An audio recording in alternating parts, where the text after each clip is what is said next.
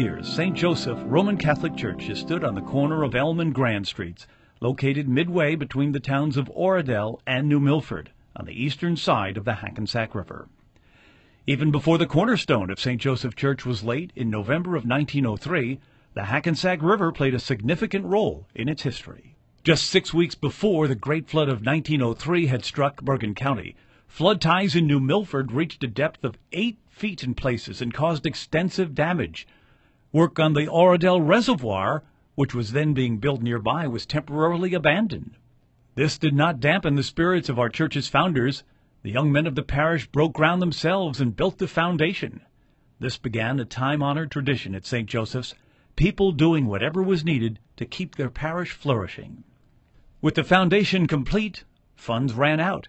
So they roofed over the basement, and for a time, Mass was held there, in spite of the fact that there was no heat. In 1908, the upper part of the church, a frame construction with wooden shingles, was finally built. It was not long before the area suffered another flood, this one caused by a new dam being built at the reservoir. Nevertheless, the membership of the little wooden church, now with a brick veneer, continued to grow. Though the early years were difficult, St. Joseph's first pastor, Father DeVincentes, wisely reached out to the people of the parish. An entry in his 1909 diary read, "The collection of last Sunday was $3.03. I hope you will be more generous. We need some coal." The parishioners were indeed more generous, as records indicate in 1914. Regular Sunday offerings had improved to the point where the church could afford to donate $30 to the victims of a local flood. On October 3, 1949, an electrical fire destroyed the sacristy. The church was razed, and Mass was celebrated in what was then the second-floor gym of the upper school.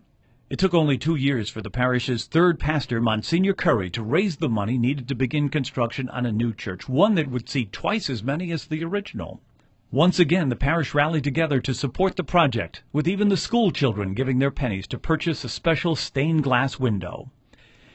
In 1951, the cornerstone of our current church was laid. 30 years later, in 1981, the people of St. Joseph Parish again generously contributed, this time toward the remodeling of the church's interior, so that it would finally meet the changes required by Vatican II. The communion rail was removed, a new altar was turned to face the people, and air conditioning was installed. In 1996, as St. Joseph Parish grew to include 2,400 families, our fourth pastor, Father Riley, recognized the need for some important renovations and improvements. An enlarged gathering space made with glass walls that gives families with small children the option of moving out of the worship area, but still seeing and hearing the Mass. A handicapped accessible bathroom. The Harrison Street vestibule foyer that holds the shrine to Mary, plus improvements to the lower school that include handicapped accessible restrooms. Throughout these years, the pastors and people of St. Joseph have proven to be fine stewards of our parish. Their foresight and generosity have given abundant blessings to all of us. But in 1999, the problem that troubled our parish from its inception struck again. Tropical Storm Floyd, which still ranks as the costliest natural disaster in state history, dumped up to 14 inches of rain on us, devastating our communities. On April 2, 2005, with the river and reservoir water levels already high, another storm caused extensive damage to homes and buildings in the area.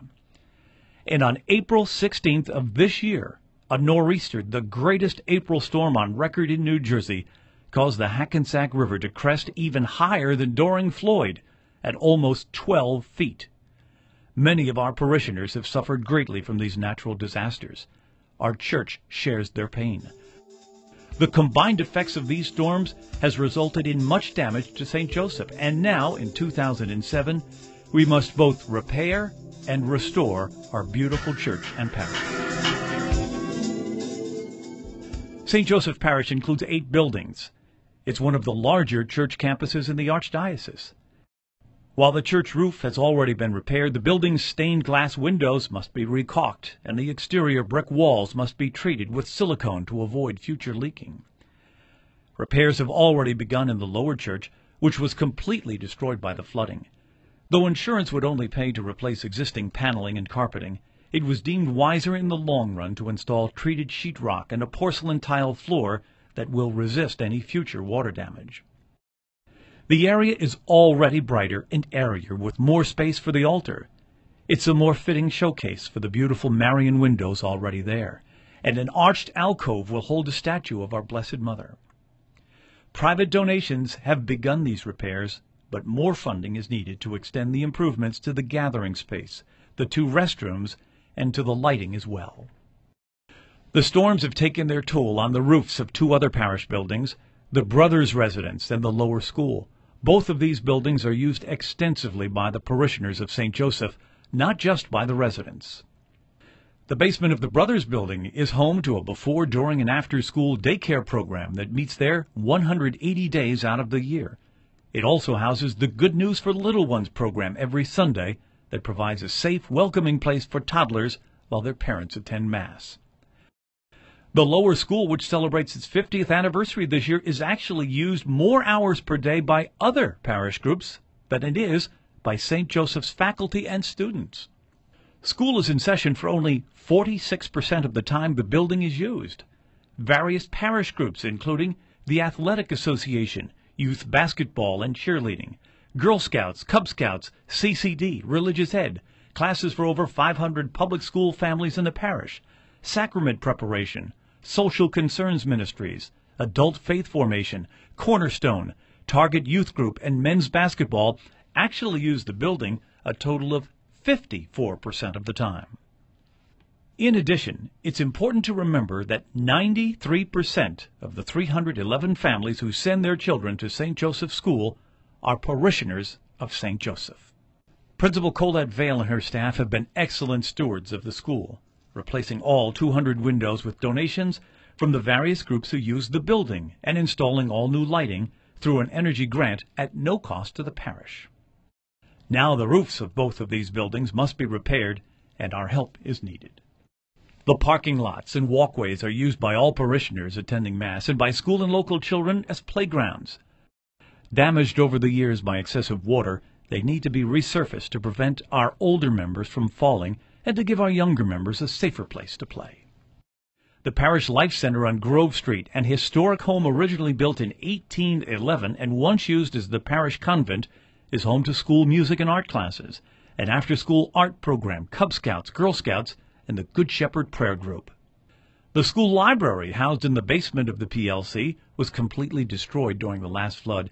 It has already been restored with insurance money, donations, and the hard work of volunteers. But there's been extensive water damage to the retaining walls, steps, walkways, and exterior brickwork that has created a very unsafe condition and must be repaired. The buildings of St. Joseph Parish belong to all our parishioners. Their use reflects this.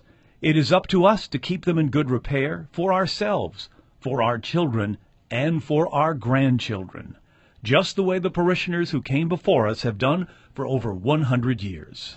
An overwhelming majority of you who responded to our survey agree that these repairs are needed to keep St. Joseph alive and well for all of us. I know how deeply you love our church and how willing you are to do whatever it takes to keep our parish flourishing. I thank you for your past generosity and for your generosity now as we launch our capital campaign. With your help, St. Joseph's Parish can be washed anew so that it will continue to shower blessings on generations to come. Thank you.